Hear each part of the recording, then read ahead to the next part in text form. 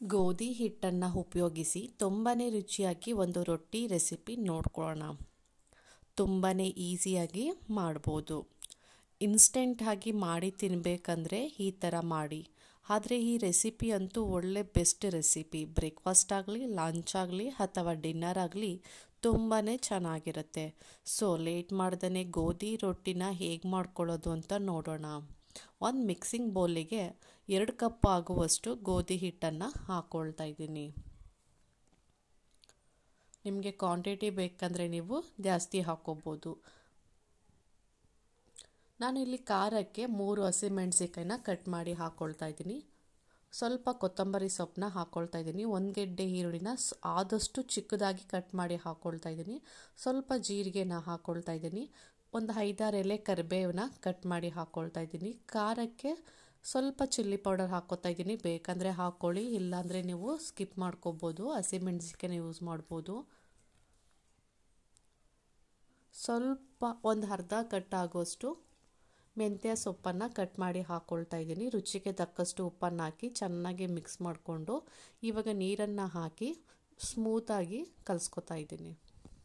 So ಈ ಥರ ಕಲಿಸ್ಕೊಂಡಾದ್ಮೇಲೆ ಇದನ್ನು ಒಂದು 5 ನಿಮಿಷ ನೆನೆಯಕ್ಕೆ ಬಿಡೋದ. ಅಷ್ಟರಲ್ಲಿ ನಾವು ಇದಕ್ಕೆ ಸೈಡ್ ಡಿಶ್ ಆಗಿ ಕೊಬ್ಬರಿ ಚಟ್ನಿನ ರೆಡಿ ಮಾಡ್ಕೊಳ್ಳೋದ. ನಾನಿಲ್ಲೊಂದು ಅರ್ಧ ಕಪ್ ಆಗೋಷ್ಟು ಹುರ್ಗಡ್ಲೆನ ಹಾಕ್ಕೊಳ್ತಾ ಇದ್ದೀನಿ.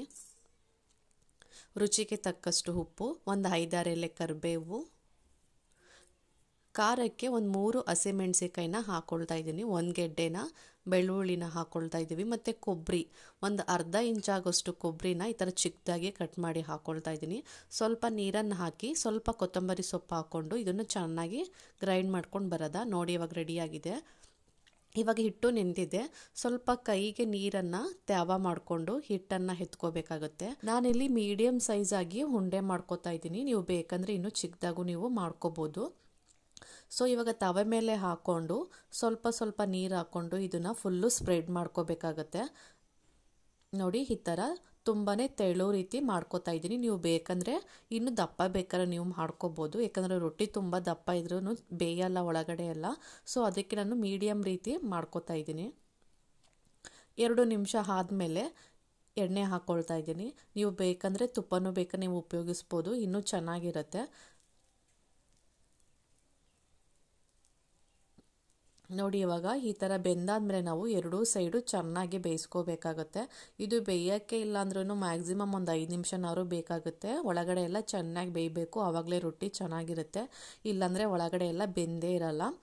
ಸೊ ಈ ಥರ ಚೆನ್ನಾಗಿ ಒಂದು 5 ನಿಮಿಷ ಬೇಯಿಸ್ಕೊಂಡಾದ್ಮೇಲೆ ನೀವೇನಾದ್ರೂ ಮಕ್ಕಳಿಗೆ ಮಾಡಿಕೊಡ್ತೀವಿ ಅಂತ ಹೇಳಿದ್ರೆ ಹಸಿಮೆಣಸಿಕಾಯಿನ ಸ್ಕಿಪ್ ಮಾಡಿ ಚಿಲ್ಲಿ ಪೌಡರ್ನ ನೀವು ಬೇಕಾದ್ರೆ ಮಿಕ್ಸ್ ಮಾಡ್ಕೋಬೋದು. ಯಾಕಂದರೆ ಮಕ್ಕಳು ಹಸಿಮೆಣಸಿಕಾಯಿ ತಿನ್ನಲ್ಲ ಅಂತ ಹೇಳಿದ್ರೆ ಸೊ ಖಾರಕ್ಕೆ ಚಿಲ್ಲಿ ಪೌಡರ್ನ ಉಪಯೋಗಿಸ್ಕೋಬೋದು. ನೋಡಿ ಇವಾಗ ರೊಟ್ಟಿ ಚೆನ್ನಾಗಿ ಬೆಂದಿದೆ. ಇದನ್ನು ನಾವು ಇವಾಗ ಸರ್ವ್ ಮಾಡ್ಕೊಳ್ಳೋದ. ನೋಡಿ ಎಷ್ಟು ಚೆನ್ನಾಗಿ ಬೆಂದಿದೆ ಗೋಧಿ ರೊಟ್ಟಿ. ಇದ್ರ ಜೊತೆಗೆ ಕಾಂಬಿನೇಷನ್ ಆಗಿ ನಾವು ಕೊಬ್ಬರಿ ಚಟ್ನಿನ ಹಾಕ್ಕೊಳ್ತಾ ಇದ್ದೀವಿ. ಇದು ತುಂಬಾ ಟೇಸ್ಟಿಯಾಗಿರುತ್ತೆ ಮತ್ತು ಆರೋಗ್ಯಕ್ಕೂ ಒಳ್ಳೆಯದು. ನೋಡಿದ್ರಲ್ಲ ಗೋಧಿ ರೊಟ್ಟಿ ಮತ್ತು ಕೊಬ್ಬರಿ ಚಟ್ನಿ ಹೇಗೆ ಮಾಡೋದು ಅಂತ.